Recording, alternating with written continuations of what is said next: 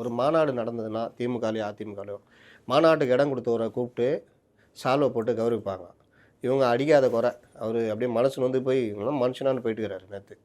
அப்புறம் மாநாடு அமைச்சு கொடுத்தாங்கல்ல, அவங்க எல்லாரையும் கூப்பிட்டு விஜயை பொன்னாடை போற்றி ஒரு நினைவு பரிசு கொடுப்பாரு. இது எல்லாருக்கும் நடத்துவாங்க.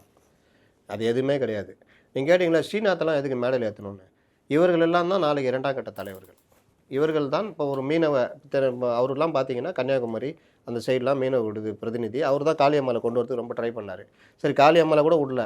ஸ்ரீநாத் விஜயுடைய கூடயே இருக்கிறவர், விஜயுடைய நெருங்கிய நண்பர், விஜய்க்கு ஆலோசகராக இருந்தார். இப்போ கொஞ்சம் அவரை தள்ளி வச்சுட்டாங்க. அப்போ அவரெல்லாம் மேடையில் ஏற்றுனீங்கன்னா அவரெல்லாம் பேசும் பொழுது அவர்கள் அறியப்படுவார்கள். ஸ்ரீநாத்துக்கு கூடுதலாக ஒரு இது இருக்குது விஜய் மாதிரி.